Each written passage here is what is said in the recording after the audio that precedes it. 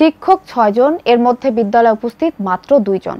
বাকিরা প্রায় সময় থাকেন অনুপস্থিত। ক্লাসে নেই কোনো ছাত্রছাত্রীর উপস্থিতিও।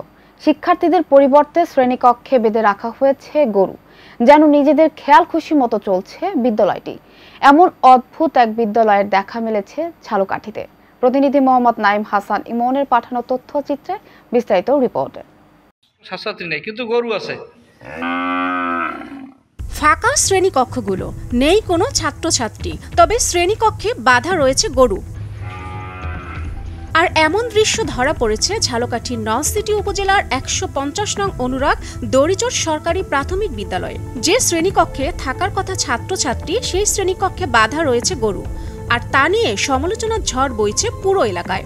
আরে করার কিছু নেই, বুঝছেন, এখানে এলে পোলাখান হইলে দূরে দূরে দেয়, যেখানে লেখাপড়া একটু ভালো হয় নেই দেয়।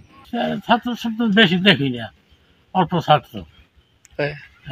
শিক্ষক কয়জন? হ্যাঁ, আমি ঠিক বলতে পারবো। এছাড়া স্কুলটিতে শিক্ষার্থীর সংখ্যা ৬০ জন, কিন্তু সরেজমিনে দেখা গেছে ক্লাস করছে মাত্র ৪ জন শিক্ষার্থী।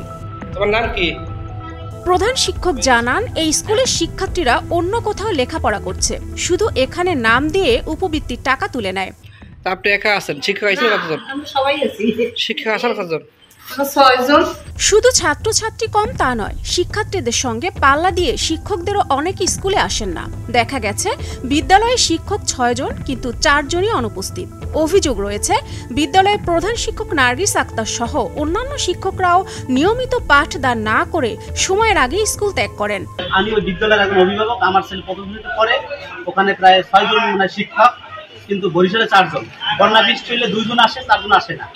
এবং একটা বাজার সাথে সাথে তারা সবাই চলে যায়, আর একজন টিচার থাকে, উনি ফ্ল্যাটটা পুরনো অবস্থা থাকে, আর স্টুডেন্ট খেলার ফলে কে কখন যে কোথায় চলে যায় তার কোনো অস্তিত্ব থাকে না। এ বিষয়ে খোঁজ খবর নিয়ে দ্রুত তাদের বিরুদ্ধে ব্যবস্থা নেওয়া হবে বলে জানান উপজেলা প্রাথমিক শিক্ষা অফিসার। আমি নিজেও এই ক্লাসে যাব এবং তদারকি করে তারা এই ধরনের স্কুল কোনোভাবে চলতে দেওয়া যাবে না, আমি প্রয়োজনীয় ব্যবস্থা নেব। শিক্ষার স্বাভাবিক পরিবেশ ফিরিয়ে আনতে ও শিক্ষার্থীদের বিদ্যালয়মুখী করতে কর্তৃপক্ষ শিগগিরই ব্যবস্থা নেবে, এমনটাই প্রত্যাশা অভিভাবকদের।